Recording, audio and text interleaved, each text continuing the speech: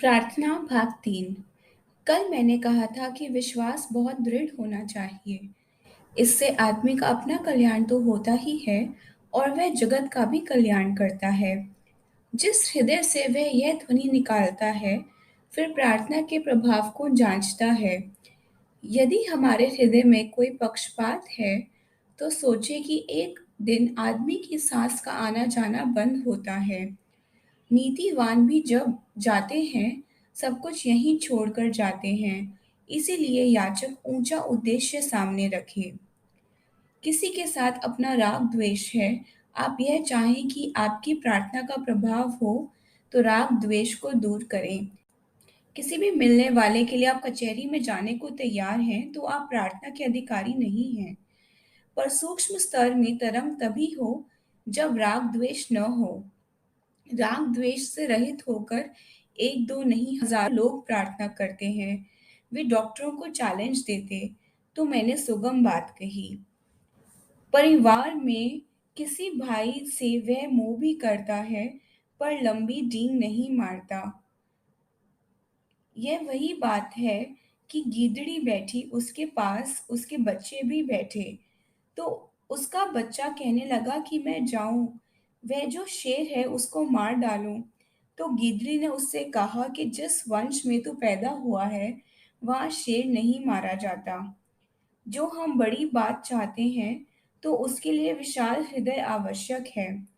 एक साधक बीमार हुआ, लड़कियां लड़के उसके लिए प्रार्थना करते। ऐसी जो निर्दोष बातें हैं, परिवार की फूट मिटाने आदि की, उनके लिए प्रार्थना करने का अधिकार सदा सबको ही रहा है। दूसरी बातों के लिए भी कौन करे, पर उनके लिए तो ऊंचा ही प्रार्थना करता है।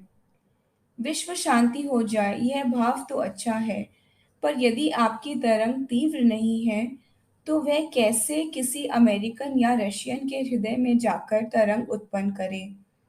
गांधी जी पक्षपात से पार थे, वे विश्व के ही बन गए थे। यद्यपि इन्होंने अंग्रेजी हुकूमत के विषय में कहा था कि यह शैतान गवर्नमेंट जैसी है, यह बात आपकी बेवकूफ़ी है और आप बेवकूफ़ हैं। इन दोनों कथनों में भेद है। भारत को स्वतंत्र कराने के लिए गांधी जी को साधन बनाया गया। उन्होंने कहा कि मुझे यह आदेश हुआ, दुनिया कहे कि यह मेरा भ्रम है, पर मुझे विश्वास है कि मुझे ठीक ही कहा गया है। यदि वह होता तो आज भी संकल्प करता, घोषणा नहीं करता। प्रार्थनाशील को इसका श्रेय व यश नहीं लेना चाहिए, वह तो भगवान की कृपा है। दूर बैठ किसी के संकट को निवारण करना हो, तो फिर स्टेशन ऐसे प्रबल तरंग वाला हो जो दूरगामी हो। सभी देशों में ऐसे आदमी होते हैं। थोड़े थोड़े कामों के लिए हर एक आदमी यंत्र है, जो किसी में भी परिवर्तन कर दे। यहाँ भी कई स्त्रियां हैं जिनको स्वप्न आदि में प्रतीत होता है कि तुम्हारा लड़का जो अमेरिका में है वह पास हो गया है, तुम्हारा पति जो युद्ध में है वह सुरक्षित है आदि। बाद में उसकी पुष्टि के समाचार आते हैं। बहुत पेट भरा हुआ हो, खट्टे डकारे आते हों, ऐसी अवस्था में तो नींद में और ही प्रकार के सपने आते हैं। पर शुद्ध हृदय से जो प्रार्थना करने वाले हैं, उनके शुद्ध मस्तक के यंत्र में बहुत बातें प्रकट होती हैं। विद्युत वाहिनी तरंगे ले जाती और समाचार आते हैं, तो मस्तक भी तो यंत्र है, इसमें भी समाचार आते हैं। यदि किसी को अच्छा बनाना चाहते हो, तो प्रार्थना करो कि उसके चित्त में अच्छी बात आ जाए, यह बात हमारी समझ में आ जाए। होम्योपैथिक डॉक्टर की एक बूंद औषधि से समुद्र टिंचर का बन जाता है। इसमें औषधि कितनी क्या होती है। यदि यह सूक्ष्म औषधि लाभ देती है, तो आपका सूक्ष्म संकल्प क्यों प्रभाव न डाले। केवल खराब संकल्प ही खराब करते हैं।